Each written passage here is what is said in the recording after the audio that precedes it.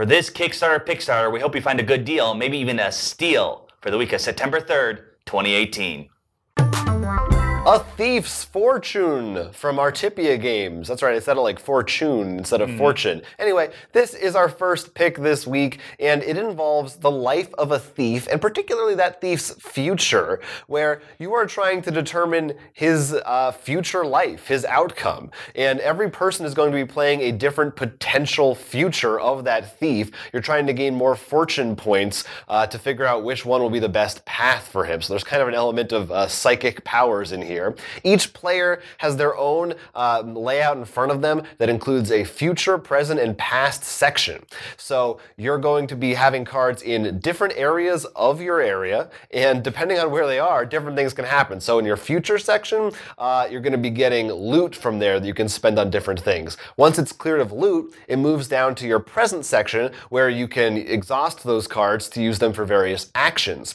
When the present has a certain amount of cards too many, then you have to move some down to your past area, which is sort of like a glorified discard pile. So you're trying to set up combos between the different things, and you're really concentrating on timing as to when they set off and how, and there's some interaction that you can maybe steal from other players and then gain different resources in different ways and things like that. But that concept of, it's such an interesting idea of just that theme of being a thief and different possible futures. I know you looked at this one too. What did you like about it or not like about it? Well, yeah, it's definitely it's an engine building game that's all about the idea being that I think there's like a special hourglass that's right. why he has the whole future thing. Definitely that sort of Prince of Persia kind of yeah. theme. But definitely an idea of which future are you, and you're also trying to avoid danger too. So you might get a lot of loot, but then if your path is the dangerous, you might not be the winning. There's kind of like you have to pay a certain amount each round to avoid these people that are chasing after you. So that's to kind of maybe a little bit of stop a runaway leader type of thing. Right, and because of the way the future present works, it's interesting because you may choose cards not because they're strong in the present, but because they give good loot, or maybe because the way you gather loot, you can only gather so much each round. You may actually wait to gather certain loot solely so you can gather it to enter the present at the same time to have this huge sort of combo turn. It definitely really does a good job at that sort of managing resources and doing cards of, do I want it for the resources or do I want it for the power in the present? Definitely an interesting style if you like that sort of engine building combined with you want to wait for that big turn when you just, everything hits all at once. Yeah, don't wait. Or do. It's up to you. It's a Thief's Fortune. It goes for $36, which ain't too bad at all. Y'all come back now, you hear?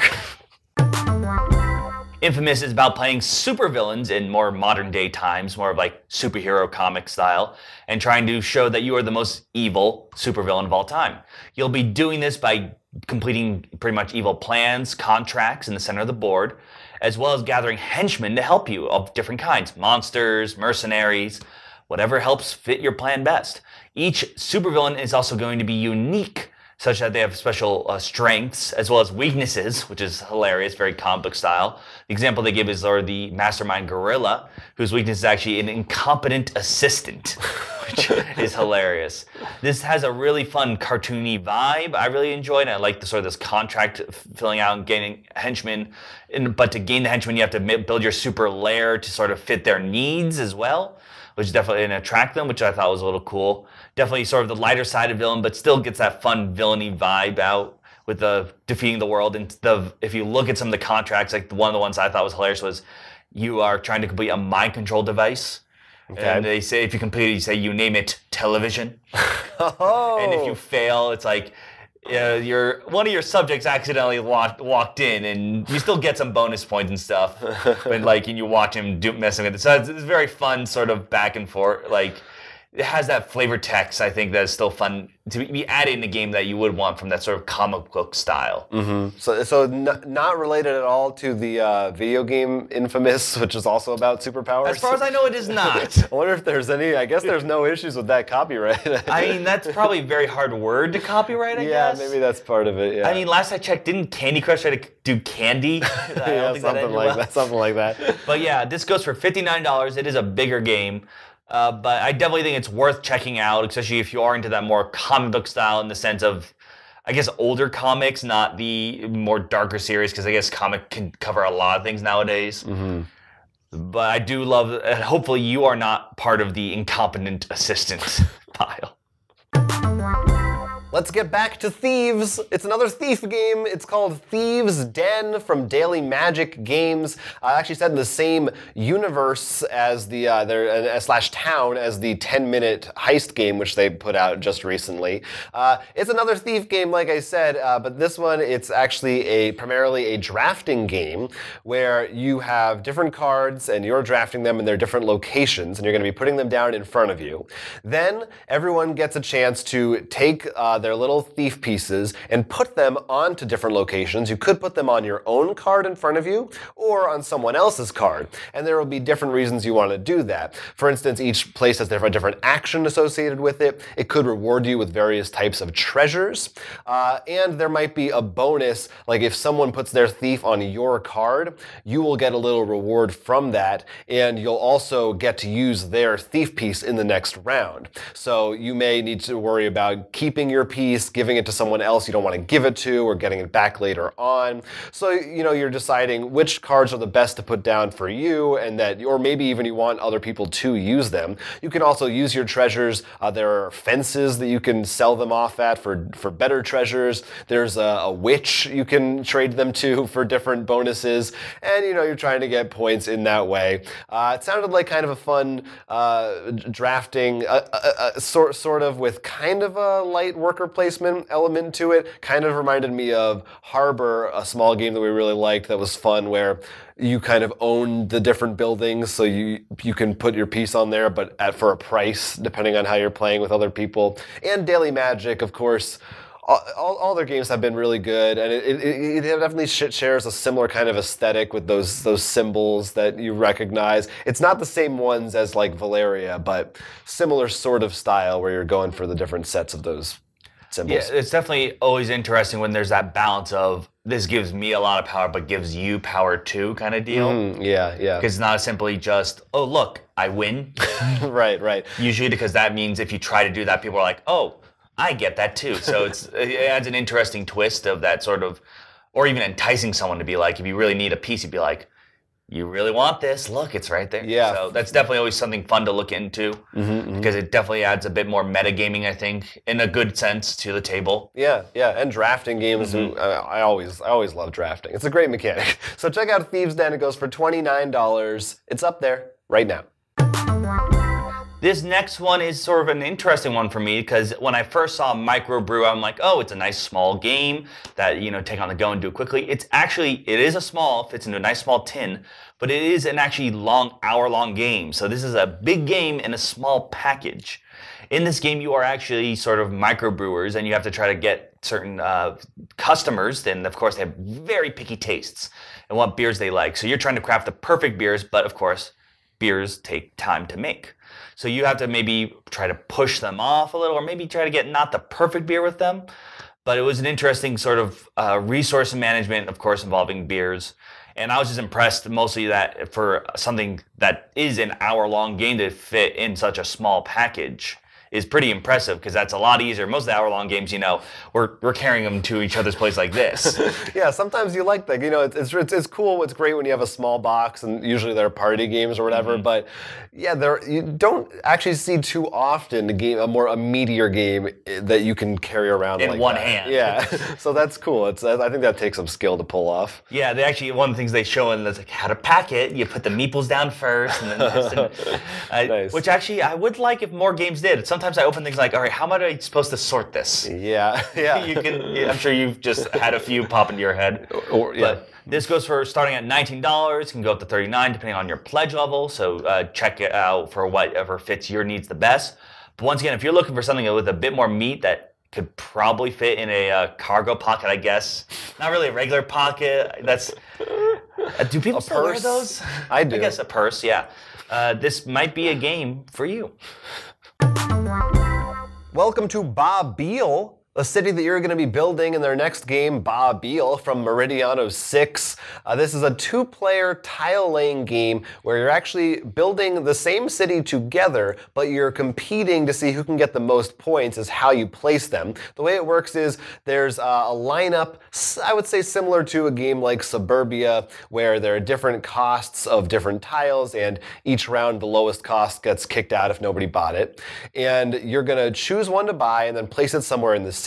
It could be a house, it could be a structure, or it could just be like a part of nature, like a tree or something. And each tile will have a different effect. It might matter where it's placed next to, etc. And one of the main, more interesting aspects of it is that if you have a house, this is actually in a fantasy setting, and there are going to be different creatures such as elves, dwarves, humans, orcs, and depending on which ones you move into that house, it could affect their neighbors.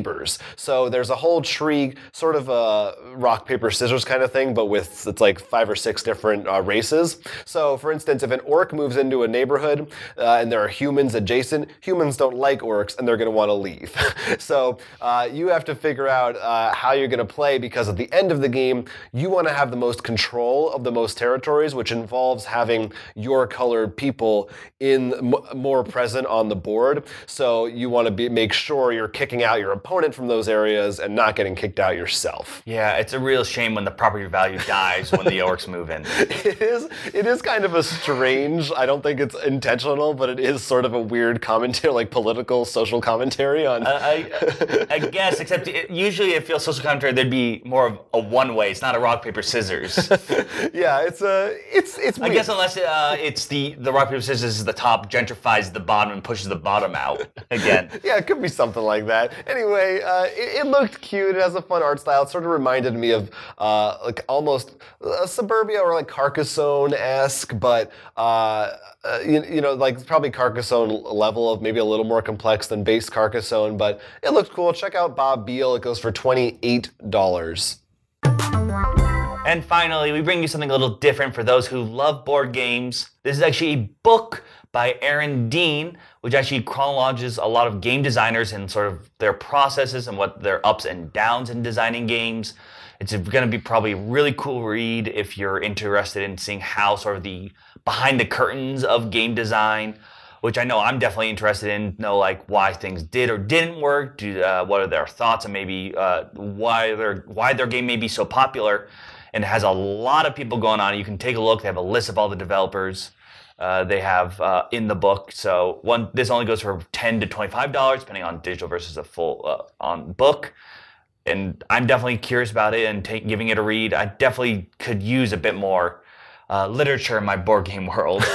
Yeah, no, I looked at this. It looked great. The list of designers that they have interviewed in the book, it's like any major designer you can think of, and probably most of these smaller indie ones too. Like it covered every base that you would want. It's really thorough. They have a preview chapter. I believe it's the Richard Garfield section, which I didn't look at yet, but I'm hoping that it's really in depth, because I mean we started our own show, a spin-off on our channel to interview designers. So clearly we're interested in it. I love picking the brains of these guys and hearing about their different processes. Especially, it sounds like they're talking specifically about like some of their biggest games and their actual designs, which is really neat. So yeah, and it definitely helps. I think just being a gamer in general. Sometimes when, I mean, outside of board games, when usually like, oh, I don't like this in a movie or in a game or something, to know the processes behind it feels like you're not just saying, oh, it's bad. You can be like, well, why would it be bad, or what could I be better? Yeah. So like possibly a house rule, for example,